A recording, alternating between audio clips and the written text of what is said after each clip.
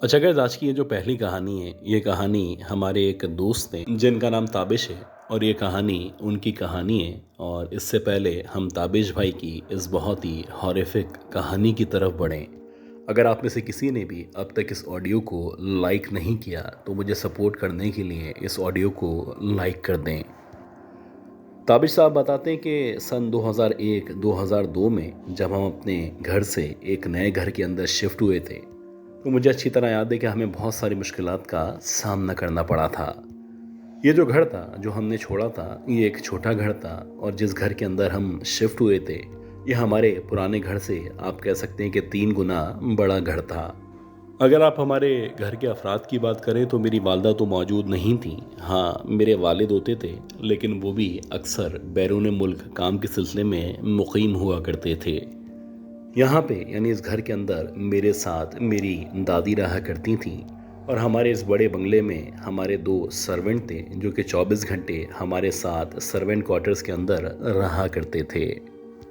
ये जो बंगला था, जिस बंगले के अंदर हम लोग शिफ्ट हुए थे, यहाँ पे जो हमारे सर्वेंट्स थे वो कहा करते थे ये थोड़ा सा भारी सा महसूस हुआ करता है। लेकिन मेरी दादी और मैं उनकी बातों को हमेशा नज़रअंदाज कर देते। और सच्ची बात यह कि जब से हम यहाँ शिफ्ट हुए थे हमें तकरीबन 30-40 दिन गुजर चुके थे, लेकिन छोटी मोटी बातों के अलावा कोई इस तरह की बात नहीं थी जिसके ऊपर गौर किया जा सके। खैर, एक दफ़ा ऐसा हुआ कि मुझे अच्छी तरह याद है कि रात के तकरीबन 11 साढ़े 11 बजे का टाइम था। हमारे जो सर्वेंट्स थे वो अपने रूम्स के अंदर जा चुके थे। और हमारी दादी भी, क्योंकि फजर की नमाज अदा किया करती थी, तो वो भी 9 साढ़े 9 बजे सो जाया करती थीं। मैं अकेला ड्राइंग रूम के अंदर मौजूद था। मुझे ऐसा लगा जैसे एकदम से ये जो छत वाला एरिया है वहाँ से सामान को घसीटने की या कुछ शोर शराबे की आवाज़ें आना शुरू हुई हैं। अच्छा, ये जो आवाज़ें थी ये इतनी वाज़ेह आवाज़ें थी कि इन आवाज़ों का इनकार करना या इनको ना मानना ये बड़ी अजीब और अहमकाना बात हो सकती थी। खैर, मैं कुछ देर तक गौर करता रहा और उसके बाद मैंने सोचा कि मैं छत के ऊपर जाता हूँ, जाके देखता हूँ कहीं ऐसा तो नहीं कि कोई सर्वेंट हो जो ऊपर कोई सामान खींच रहा हो, या कहीं ऐसा तो नहीं कि कोई चोर हो जो छत के ऊपर या छत के रास्ते घर के अंदर दाखिल होना चाहता हो। खैर, इससे पहले कि मैं सीढ़ियों के रास्ते ऊपर की तरफ जाता, तो ये आवाज़ें जो कि अब से कुछ देर पहले मुसलसल सुनाई दे रही थी, एकदम से देखते ही देखते रुक सी गईं। अब ऐसा लग रहा था जैसे ये जो आवाज़ें थीं शायद हमारे घर से नहीं बल्कि जो बराबर में घर मौजूद था वहाँ से हमें सुनाई दे रही थी। खैर, ये रात तो गुजरी, लेकिन इसके साथ साथ जब से ये आवाज़ें आना शुरू हुई थीं, बहुत सारी अजीब अजीब बातें हमारे घर के अंदर पेश आना शुरू हो गईं। जैसे कि सामान एक जगह से गायब हो जाता और फिर ऐसी जगह से मिलता जिसके बारे में आप गुमान भी नहीं कर सकते थे।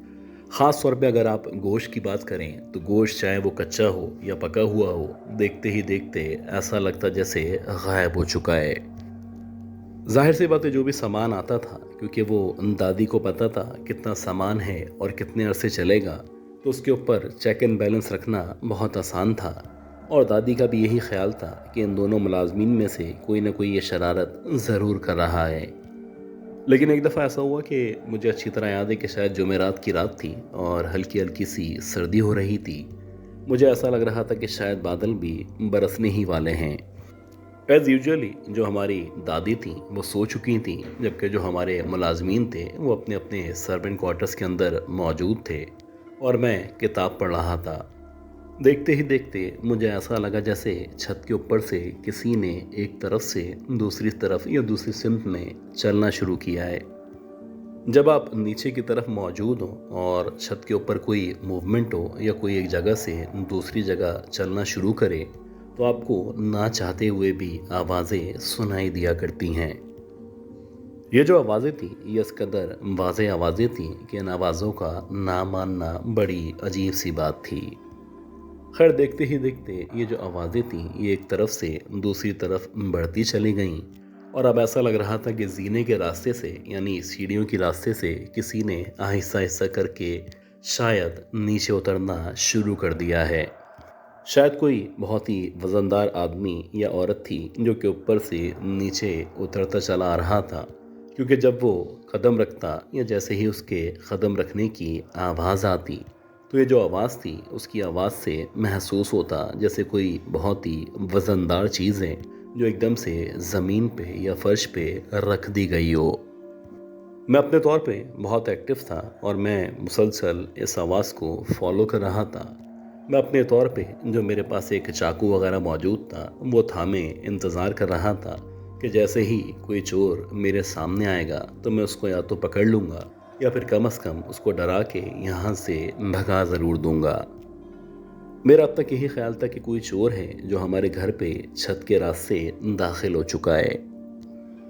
آپ یقین کریں کہ جیسے جیسے میں اس آواز کو ایک جگہ سے دوسری جگہ اور پھر زینے کے راستے نیچے کی طرف فالو کر رہا تھا، میں اپنے طور پہ ایکٹیو تھا اور میں جوان بھی تھا۔ مجھے یقین تھا کہ اگر کوئی چور ہوگا تو اس کو کم از کم یہاں سے جانے نہیں دوں گا۔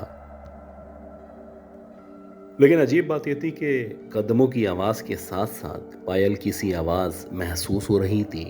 اور اب ایسا لگ رہا تھا جیسے جیسے قدم رکھے جا رہے ہیں ویسے ویسے پائل یا گھنگرو کی آواز کانوں میں گونجنا شروع ہو چکی ہے۔ یقیناً یہ کوئی مرد تو کر نہیں سکتا، جو بھی تھا وہ ایک عورت تھی جس نے شاید پائل، چوڑیاں یا پھر گھنگرو پہن رکھے تھے۔ اگر یہ ایک عورت تھی اور چور تھی اور یہ حرکت کر رہی تھی، یقیناً آج اس کی میرے ہاتھوں موت ہونے والی تھی۔ میں سامنے پردے کے پیچھے جا کے چھپ چکا تھا اور میں مسلسل پردے کے اندر جو ایک چھوٹا سا سوراخ موجود تھا سیڑھیوں یا زینے کی طرف دیکھ رہا تھا۔ دیکھتے ہی دیکھتے میں نے دیکھا کہ وہاں سے ایک عورت نے زینے کے راستے نیچے آنا شروع کیا ہے۔ آپ یقین کریں کہ جیسے جیسے وہ عورت قدم رکھتی ہوئی نیچے آ رہی تھی، بہت ہی لمبی، بہت ہی چوڑی کوئی عورت تھی، اور عجیب بات یہ تھی کہ اس کا جو حلیہ تھا وہ بہت عجیب سا گندا سا حلیہ تھا۔ ایسا لگ رہا تھا جیسے اس کے بال بکھرے بکھرے ہیں یا کافی عرصے سے ان بالوں کو سنوارا نہیں گیا تھا۔ کچھ عجیب سا سفید سا اس عورت کا رنگ تھا۔ ایسا لگ رہا تھا جیسے بہت زیادہ سفیدی اس کے چہرے پہ مل دی گئی ہو۔ لیکن سب سے حیران کن بات یہ تھی کہ میں مسلسل اس پائل یا گھنگرو کی آواز پہ غور کر رہا تھا، اور چاہتے ہوئے نہ چاہتے ہوئے میری جو نظر تھی بار بار اس عورت کے پیروں کی طرف پڑتی جا رہی تھی۔ عجیب بات یہ تھی، یہ جو عورت تھی، اس عورت کے جو پیر تھے یہ نہ صرف الٹے تھے بلکہ ایسا لگ رہا تھا ان پیروں پہ بے تحاشا اسکریچز یا زخم موجود ہیں۔ خیر، اتنا عقل مند تو میں تھا، مجھے اندازہ تھا کہ یہ وہ مخلوق ہے جس مخلوق کو عام طور پہ پچھل پیری، چڑیل یا پھر اس طرح کے ناموں سے پکارا جاتا ہے۔ اب جیسے جیسے وہ مزید نیچے آ رہی تھی ویسے ویسے آپ کہہ سکتے ہیں کہ میری سانسیں رکنا شروع ہو چکی تھیں۔ بس مجھے اتنا یاد ہے کہ وہ عورت میرے بہت ہی قریب آئی ہے، یعنی میرے اور اس کے درمیان مشکل سے 6 یا 7 فٹ کا فاصلہ موجود تھا۔ میں ویسے ہی پردے کے پیچھے چھپا ہوا تھا اور آہستہ آہستہ کر کے میری آنکھوں کے سامنے اندھیرا آنا شروع ہو چکا تھا۔ ہاں، ایسا ہی تھا کہ میں بے ہوش ہو چکا تھا، اور جب میری آنکھ کھلی تو صبح کے تقریباً 9 ساڑھے 9 بجے کا ٹائم تھا، اور میرے ملازمین ایون کہ میری دادی میرے اطراف میں موجود تھیں اور مسلسل مجھ پہ دم درود کیا جا رہا تھا۔ خیر، جب میں ہوش میں آیا، ہوش میں آنے کے بعد میں نے اپنی دادی کو یا ان ملازمین کو جو بھی واقعہ میرے ساتھ پیش آیا تھا میں نے ویسے ہی سنا ڈالا۔ اس واقعے کے بعد سے میری دادی نے مسلسل 3 دن تک پورے گھر کے اندر قرآن خوانی کروائی، اور میرے اکیلے جاگنے پہ یا اس طرف رات میں جانے پہ مکمل طور پہ پابندی عائد کر دی گئی تھی۔ اچھا گائز، امید کرتا ہوں یہ جو پہلی سٹوری تھی، یہ کہانی، یہ سٹوری آپ کو ضرور پسند آئی ہوگی۔ اب ہم چلتے ہیں آج کی دوسری بہت ہی خوفناک کہانی کی طرف، اور میں امید کرتا ہوں کہ آپ نے اب تک اس آڈیو کو، اس ویڈیو کو لائک ضرور کر دیا ہوگا۔ یہ سٹوری ہمیں مس ثنا ملک نے لاہور سے شیئر کی ہے۔ یہ بتاتی ہیں کہ بیسکلی ان کا تعلق لاہور، پنجاب سے تھا، لیکن 1998 میں جب ان کی شادی ہوئی تو شادی ہونے کے بعد یہ کراچی میں یعنی اپنے سسرال منتقل ہو گئیں۔ اس سے پہلے کہ ہم ان کی اسٹوری کی طرف بڑھیں، اگر آپ نے اب تک اس آڈیو ٹیپ کو لائک نہیں کیا تو مجھے سپورٹ کرنے کے لیے اس آڈیو ٹیپ کو لائک کر دیں۔ مس ثنا بتاتی ہے کہ 1998 میں جب ان کی شادی ہوئی اور شادی کے بعد یہ کراچی شفٹ ہوئی تو کراچی کے اندر گلستان جوہر میں ان کا سسرال موجود تھا۔ جیسے کہ ہر لڑکی بہت سارے خواب لے کے، بہت ساری خواہشیں لے کے اپنے سسرال میں اپنے شوہر کے ساتھ نئی زندگی کا آغاز کرتی ہے، ویسے ہی کچھ ان کا بھی آغاز تھا۔ انہوں نے بھی بہت ساری خواہشات اپنے دل میں رکھی تھیں اور ان کا بھی خیال تھا کہ آنے والے دنوں میں ان کی زندگی مزید حسین سے حسین ہوتی چلی جائے گی۔ لیکن کبھی کبھی لاکھ دعاؤں کے باوجود، کوششوں کے باوجود آپ کی زندگی میں جو ہوتا ہے وہ آپ کو کسی بھی طرح اچھا نہیں لگتا۔ ویسے ہی ان کے ساتھ ہوا۔ جب شروع میں ان کی شادی ہوئی تو ان کے شوہر کا، ان کے سسرال والوں کا ان کے ساتھ جو بیہیویئر تھا وہ بہت بہتر تھا۔ لیکن جیسے جیسے ٹائم گزرتا چلا گیا، دیکھتے ہی دیکھتے 6 مہینے کے اندر ان کے اور ان کے سسرال والوں کے درمیان بہت زیادہ اختلافات پیدا ہو چکے تھے۔ بات یہ تھی کہ ان کے جو سسرال والے تھے وہ اکثر ان کو کام نہ آنے کا طعنہ دیا کرتے تھے اور کہا کرتے تھے کہ تمہارا کوئی خاص بیک گراؤنڈ نہیں ہے۔ جیسے کہ عام طور پہ لڑکیوں کو طعنے دیے جاتے ہیں، ویسے ہی ان کے ساتھ تھا۔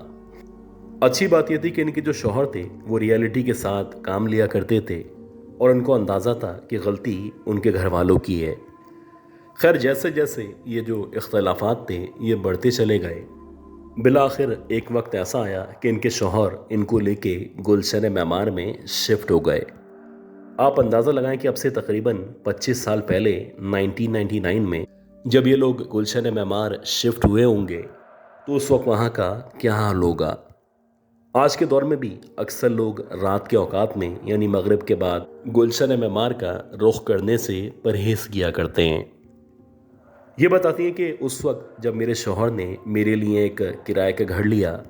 تو اس وقت ہی وہاں پہ سوسائٹیز کا دورہ تھا اور ہر جگہ سوسائٹیز کی تعمیر کی جا رہی تھی۔ اب ہمارا جو گھر تھا وہ بالکل آخر میں تھا، یعنی آپ کہہ سکتے ہیں کہ گلشن معمار کا بھی بالکل آخر تھا اور وہاں پہ کہیں کہیں اکا دکا مکانات موجود تھے، جبکہ جو زیادہ تر حصہ ہے وہ خالی تھا۔ جیسے جیسے عصر کے بعد کا ٹائم ہوتا اور خاص طور پہ مغرب کی اذان ہوتی تو ایسا لگتا جیسے ہم لوگ کسی جنگل کے درمیان موجود ہیں۔ ہمیں اپنے گھر کے باہر سے جنگلی جانوروں کی یا اس طرح کی مختلف آوازیں آیا کرتی تھیں۔ جیسے جیسے ٹائم گزر رہا تھا ویسے ویسے اندازہ ہو رہا تھا کہ یہاں پہ سردی بھی دوسرے ایریاز کی نسبت زیادہ ہوا کرتی ہے۔ یہ بتاتی کہ میرے شوہر اکثر ایسا ہوتا کہ شام کے اوقات میں اپنے کام پہ جاتے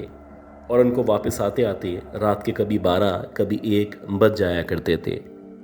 ویسے تو میرے شوہر کے پاس بائک موجود تھی، لیکن پھر بھی جب تک وہ واپس گھر کے اندر نہیں آتے مسلسل میرا دھیان دروازے کی طرف مرکوز ہوتا۔ شروع میں تو سب کچھ بہتر لگ رہا تھا، بس صرف آگے پیچھے کا جو ایریا تھا وہ بہت زیادہ سنسان تھا۔ لیکن جیسے جیسے ٹائم گزرا ویسے ویسے بہت سارے واقعات، بہت سارے قصے ہمارے ساتھ پیش آنا شروع ہوئے۔ جیسے کہ ایک دفعہ ایسا ہوا کہ رات کے تقریباً 8 ساڑھے 8 بجے کا ٹائم تھا۔ مجھے اچھی طرح یاد ہے کہ میں اپنے کچن کے اندر موجود تھی اور میں کھانا یا روٹیاں بنا رہی تھی۔ میرا جو دھیان تھا مسلسل توے کی طرف تھا۔ اسی دورانیے میں مجھے محسوس ہوا کہ میرے پیچھے کی طرف سے یعنی جہاں پہ اس کچن کا دروازہ موجود ہے وہ ایک دم سے کچن کے اندر داخل ہوا ہے۔ جو بھی کچن کے اندر داخل ہوا تھا وہ ایک دم سے اچانک داخل ہوا تھا اور مجھے اتنا موقع نہیں ملا تھا کہ میں پلٹ کے دیکھتی یا دیکھ پاتی کہ آخر کون پیچھے موجود ہے۔ بہرحال جیسے ہی مجھے کسی کے اندر آنے کا احساس ہوا اور جب میں نے پلٹ کے پیچھے کی طرف دیکھا تو ایک لمحے کے لیے ایسا لگا جیسے کوئی آدمی جس نے بلیک کلر کی چادر اوڑھ رکھی ہے، اس کے چہرے پہ بے تحاشا بال ہی بال موجود ہیں اور ان بالوں کے درمیان اس کی جو لال آنکھیں ہیں وہ الگ سے چمکتی ہوئی دکھائی دے رہی ہیں۔ وہ ہمارے کچن کے دروازے کے بالکل ساتھ کھڑا ہوا ہے اور کچھ عجیب طریقے سے میری طرف دیکھ کے مسکرا رہا ہے۔ اب جب میں نے اس خوفناک آدمی کو اور اس طرح کی شکل والے آدمی کو اپنے سامنے دیکھا तो ऐसा लगा जैसे मेरी बॉडी मुकम्मल तौर पे फ्रीज़ हो चुकी है और मेरा पूरा का पूरा जिस्म पैरालाइज्ड हो चुका है। इससे पहले कि मैं कुछ कर पाती, उसको कुछ कहती, देखते ही देखते ऐसा लगा जैसे ये आदमी धुआं बन के हवा के अंदर तहलील हो चुका है। जैसे ही ये आदमी हवा के अंदर तहलील हुआ या वहाँ से गायब हुआ, तो अब मुझे लग रहा था जैसे मेरा वहम था वहाँ पे कोई मौजूद नहीं था, या शायद मैं अपने आप को समझाने के लिए इस तरह के बहाने तलाश कर रही थी। लेकिन बहरहाल ये जो भी आदमी था, जो भी मखलूक यहाँ पे मौजूद थी, यह सरासर मेरे खौफ में इजाफा कर गई थी और अब मुझे लग रहा था जैसे इस घर में मैं अकेली नहीं रहा करती।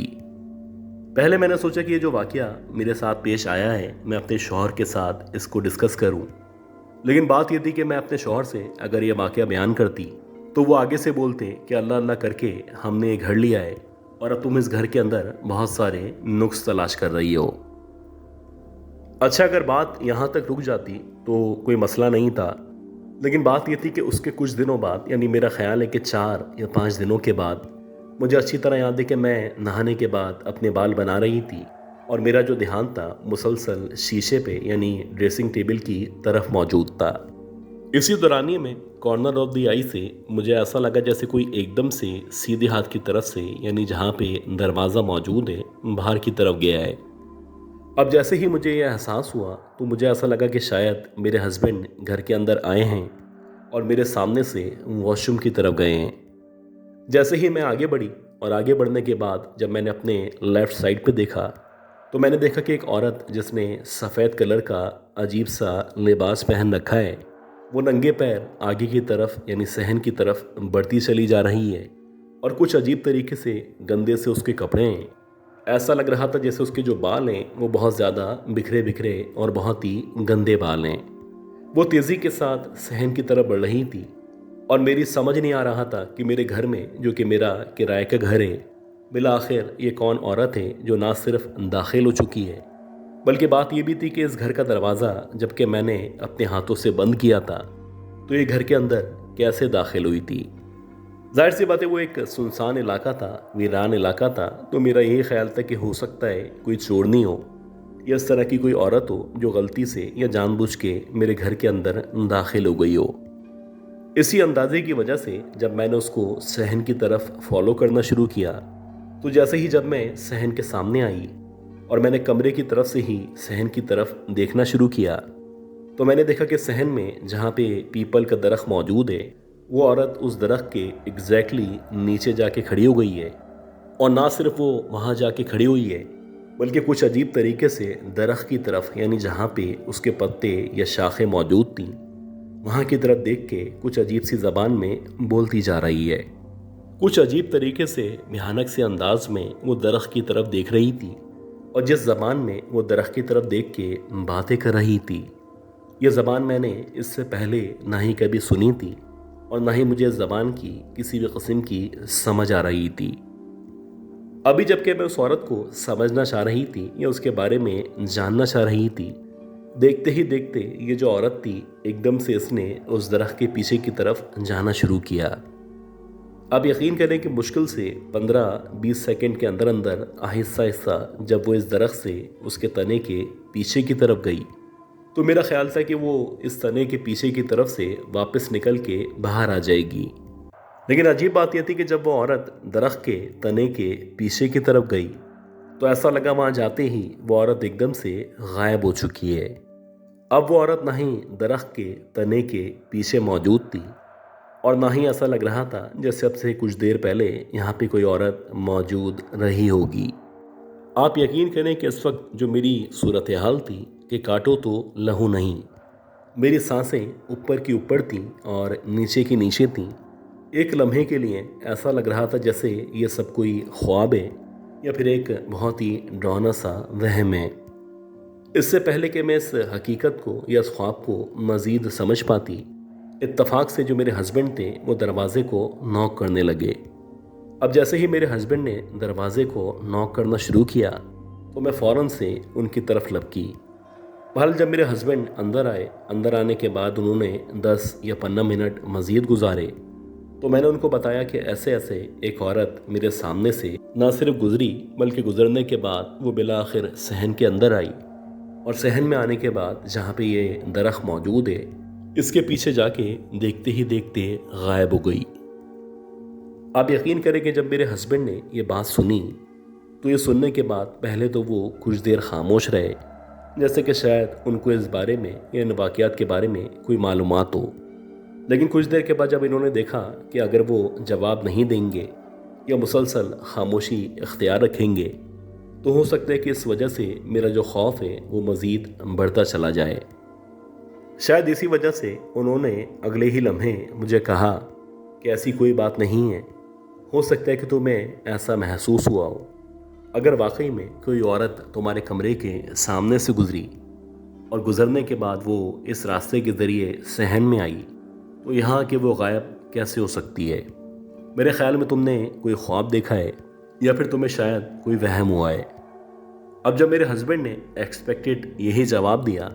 تو میرے پاس صرف خاموش ہونے کے کوئی اور چارہ نہیں تھا۔ ظاہر سی بات ہے کہ اگر میں مزید انسسٹ کرتی یا ان کو اس بارے میں زیادہ کچھ بولتی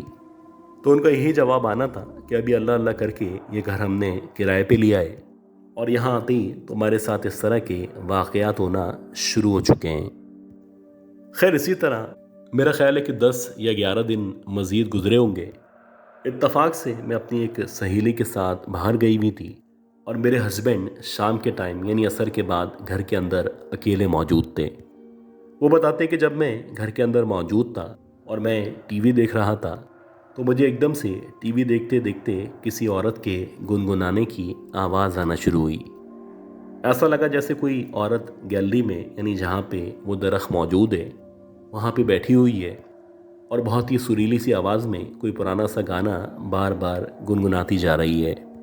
حیران کن بات یہ تھی کہ میرے ہسبینڈ اپنے آپ کو سمجھانا چاہ رہے تھے کہ یہ جو عورت کے گنگنانے کی آواز ہے وہ صحن سے نہیں بلکہ برابر والے گھر سے یا کسی اور جگہ سے یہاں پہ سنائی دے رہی ہے۔ ظاہر سی بات ہے وہ اپنے آپ کو ڈرنے سے بچانا چاہتے تھے، تو شاید اسی وجہ سے وہ اپنے آپ کو بیوقوف بنانے کی کوشش کر رہے تھے۔ لیکن جیسے جیسے یہ جو آواز تھی یہ بڑھتی چلی گئی اور ہر گزرتے ہوئے لمحے کے ساتھ جب یہ احساس ہونے لگا کہ یہ جو آواز تھی اب بہت زیادہ قریب سے یعنی کمرے کے ایگزیکٹلی باہر سے آنا شروع ہو چکی ہے تو میرے ہسبینڈ پھر کھڑے ہوئے اور کھڑے ہونے کے بعد یہ بتاتے کہ جیسے ہی میں کمرے کے گیٹ پہ آیا اور میں نے لیفٹ سائڈ پہ یعنی جو کوریڈور والا راستہ تھا جو کہ صحن کی طرف جایا کرتا تھا وہاں پہ دیکھا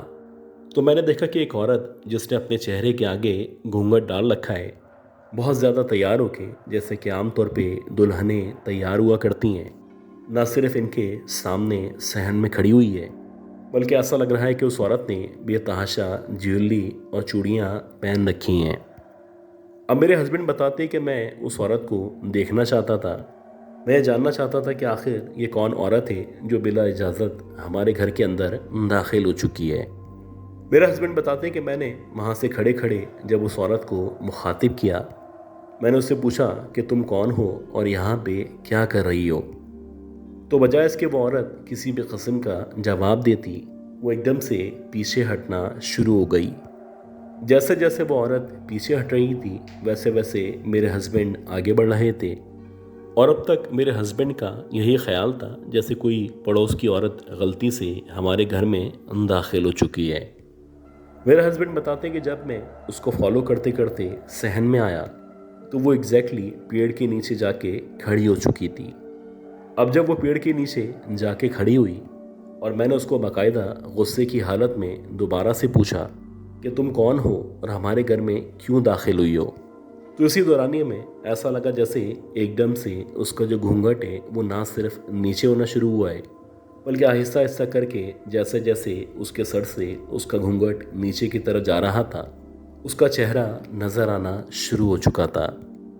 میرے ہسبینڈ بتاتے کہ جیسے ہی اس کے چہرے کے سامنے سے یہ گھونگھٹ ہٹا تو انہوں نے دیکھا کہ میں ان کی وائف جو کہ اس وقت گھر کے اندر موجود نہیں تھی ان کے سامنے تیار ہو کے یا دلہن بن کے کھڑی ہوئی ہے اور ان کو اشارہ کر رہی ہے جیسے کہ وہ اس درخت کے نیچے میرے پاس آ جائیں۔ मेरे हस्बैंड बताते हैं कि मेरा दिल तो चाह रहा था कि मैं आगे बढ़ूं और तुमसे बात करूं,